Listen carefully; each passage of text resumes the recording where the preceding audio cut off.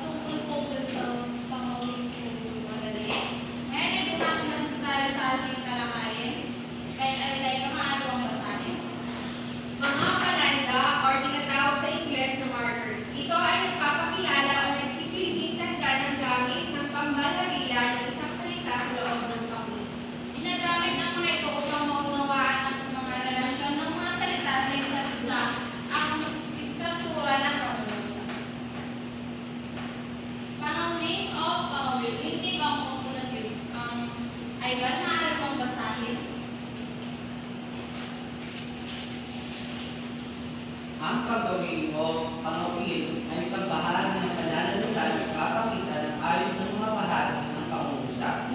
Ay ang pananda ng ayos ng pangungusap at pagdiwa ang kagabag-ugnay ng paksa at pangkalangin. Ang pangawin ay mahalaga sa pagbuo ng pangungusap at maayos at malinaw na pangungusap at tinutukoy ang ugnayang mga salita sa loob ng pangungusap.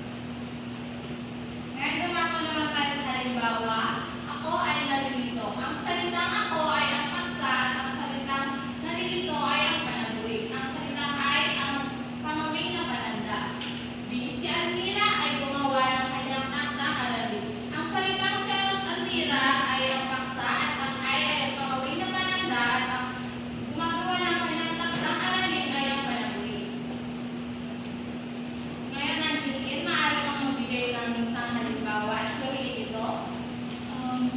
Si Jenny P. ay lumiban sa aming klase. So, si Jenny P. po yung paksa, tapos yung ay yung ginamit kong pangawin, at yung hindi lumiban sa aming klase po yung Teka, maaari kang tumayo at magbigay ng isang halimbawa. si Angeline ay tahimik. Yung paksa ko dito ay si Angeline, tapos ang ginamit ko po ay yung yung pangawin, at naninig naman po yung panawin. Magaling. Adelpha, maaari kang magbigay ng isang halimbawa at suriin ito. Si Sipi Bird and Sister. Yung paksa doon is si Sipi Bird, then yung bundle is yung Sister. Magaling. Si Hubert, maaari kang magbigay ng isang halimbawa at suriin ito.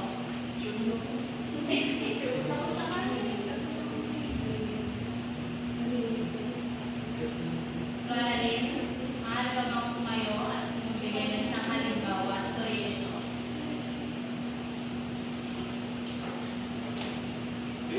Ivan.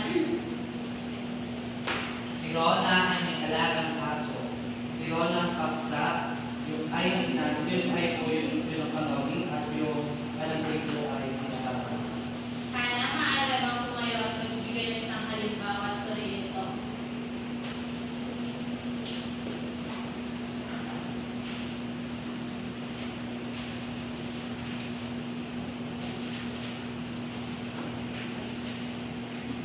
Ako ay nagbasa kanina ng madaling araw. Yung ako po is yung paksaan. Si Isha ay gumagawa ng project sa ninong madaling araw. Ang paksa ay si Isha ng pangawin ay at ang panaguri ay magawa ng virgin. Krisha, maaari bang tumayo at magbigay ng isang halimbawa. Si Hana ay nakadress sa hapon na yun. Si Hana po yung paksa at yung ay at yung pangawin na namin ay at ang panawin ko ay nakadress. Margie, maaari bang magbigay ng isang halimbawa at suriin ito. Ako ay naglabang hapon. Ako, paksa ay yung pangawin. At yung naglabang hapon yung panawin. Magaling. Angeline, maaari mo basahin.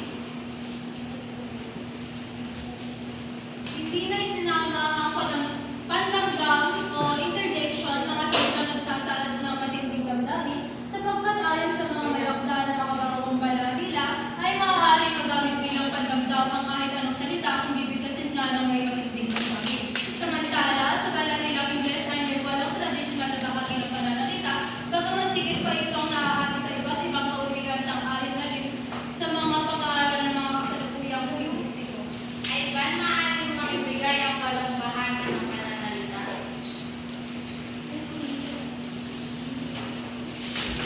Ikan speech po ma'am, to the reference. Dito na kasi, pronoun, projective, noun, adverb, verb, adjective, and adverb, verb, adverb,